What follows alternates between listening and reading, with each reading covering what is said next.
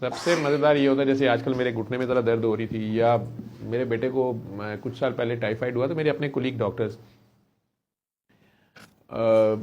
میرے ایک ویری جیسے ویسے دوست احباب جیسے ہوتے ہیں، قریبی دوست ڈاکٹر، تو وہ دوسرے ڈاکٹر صاحبان کو کہنے لگے کہ سر کو ذرا پوچھو نا کہ اپنے بیٹے کو ٹیکے کیوں لگا رہے ہیں، اس کو سنائے نا سورہ رحمان اب. ٹھیک ہے. اور بائی چانس بیگم صاحبہ کے بھی ان دنوں نیک میں بڑی زیادہ اسپرین تھی، تو ہماری فزیو تھراپسٹ ہوتی تھیں، انہیں میں نے ریکویسٹ کی کہ بیگم صاحبہ کو آپ دیکھ لیں. انہوں نے ان کی فزیو کی تو انہوں نے کئی کامنٹس دیے، انہیں وہ خود بھی سید زادی تھیں. انہوں نے کہا کہ میں نے اتنی اسٹیف نیک، اتنے پسلس آپ کیسے ہو گئے ہیں.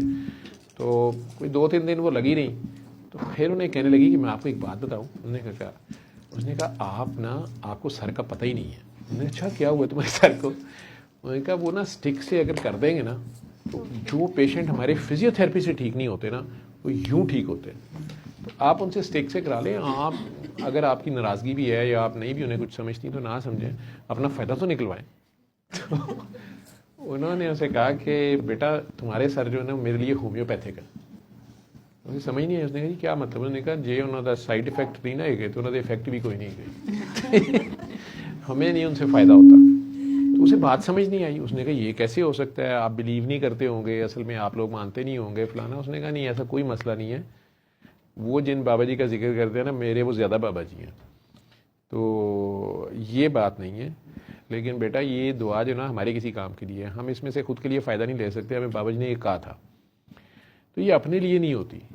اب اس بچی کو یہ بات ہضم نہیں ہوئی، وہ 2-4 دن کہیں غور بھی کرتی رہی.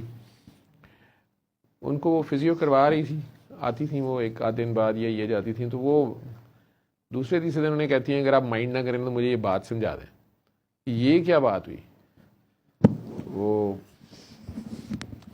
بیگم صاحبہ میری اسے کہتی ہیں کہ تم یہ بتاؤ کہ تمہارے سر وہاں ہاسپٹل میں تمہارے ساتھ ہوتے ہیں، تمہارا پورا یونٹ ہے وہاں، کئی پیشنٹس کو بھی بتاتے ہیں، تم لوگوں کو بھی بتاتے ہیں، کولیگس کو بھی بتاتے ہوں گے. اس نے کہا جی سر تو آپ کو نہیں پتا دعا سیشن ہوتا ہے، اس کو ہم لائیو نہیں کرتے تھے.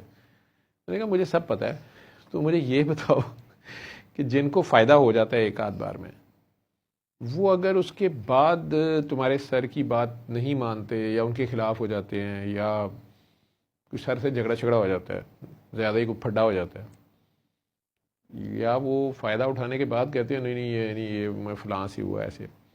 کوئی کیسز ایسے بھی دیکھے ہیں اس کے تازہ تجربے سے کچھ گزرے تھے.